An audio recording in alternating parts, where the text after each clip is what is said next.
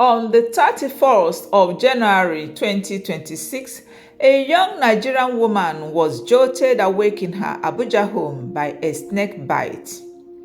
She did not wait for help, she sought one. She moved from place to place, doing what any citizen would do in an emergency, and yet she did not survive. This is not just a tragic story, it is a leadership lesson about preparedness, response, and what happens when systems are tested in real time. To understand why this story matters beyond the headlines, we must look not only at what happened, but at what it reveals about leadership, systems, and the value placed on human life.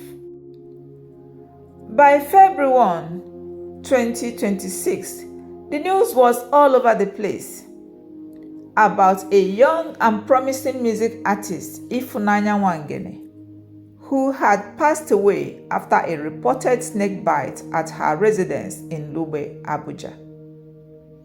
She had been asleep when the incident occurred, a moment that abruptly shifted from rest to emergency, from promise to tragedy. What followed has stirred deep emotions across the country. According to reports circulating widely, Ifunanya sought medical help at more than one hospital. The narrative that gripped the public was painful, that life-saving anti-snake venom was not immediately available, and that precious time slipped away in a system meant to preserve life. Eventually, she went to the Federal Medical Center, where she later died.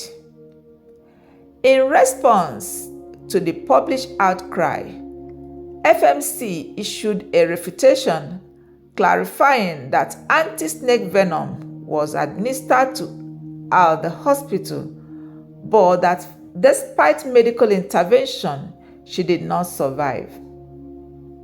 Two accounts now exist side by side. Grief sits between them. And in moments like this, leadership is tested. Not in press statements alone, but in preparedness, systems, and trust. This is not just the story of a young artist whose light went out too soon. It is a mirror held up to a nation. Because beyond the medical details and official responses lies a question many Nigerians are asking quietly and others aloud. Should any citizen die because help was too far, too slow, or uncertain? Snake bites are not new. Emergency cases are not rare. Abuja is not a remote village, yet the shock persists because when tragedy happens in places assumed to be equipped, the pain cuts deeper. It challenges assumptions. It exposes gaps we hoped did not exist. Leadership at its core is about anticipation, not reaction, not explanation after loss. Anticipation asks, are our hospitals consistently stocked with essential emergency supplies? Are referral systems seamless and fast? Do citizens trust that when they reach a public institution, help is assured, not debated? Impactful leadership is not only about policies written on paper, but systems that work at 2 a.m. when no cameras are present, when ordinary citizens are at their most vulnerable. The death of Ifunanya has struck a chord not just because she was talented and young, but because her story resonates with a familiar fear that survival can depend on luck rather than structure, on availability rather than assurance. This is where leadership becomes personal. When leaders plan healthcare, they are not planning for statistics. They are planning for names, for faces, for futures.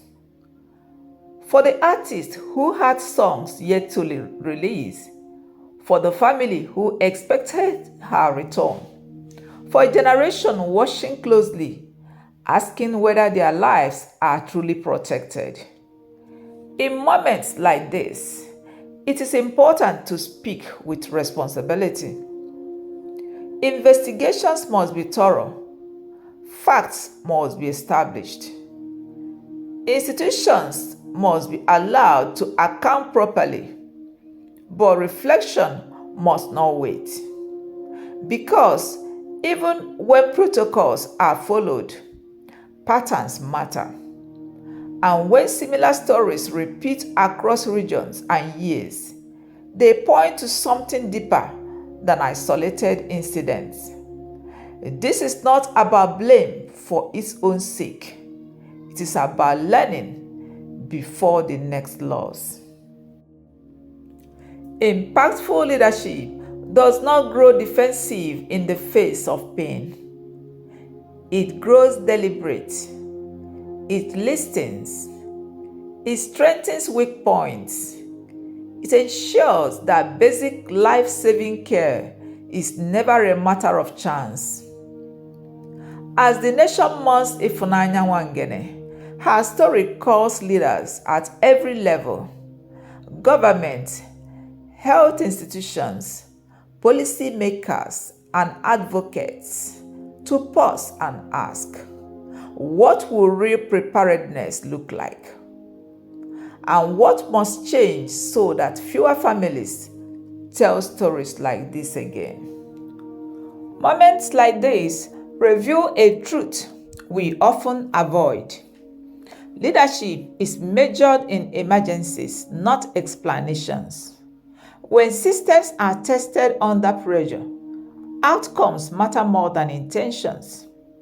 The death of Ifunanya Nwangene forces us to ask hard but necessary questions, not to assign blame, but to demand better preparedness. Emergency care should never depend on chance, distance, or last-minute availability. Whether in Abuja or elsewhere, basic life-saving response must be assured, not debated. When citizens seek help promptly and still do not survive, leadership must look inward and strengthen the system. Impactful leadership anticipates risk.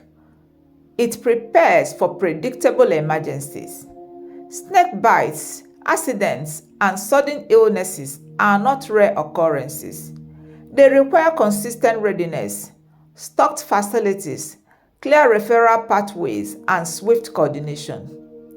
This is also about trust. Public confidence is built when systems respond reliably, quietly, and effectively without controversy after loss. And finally, leadership must remember the human cost.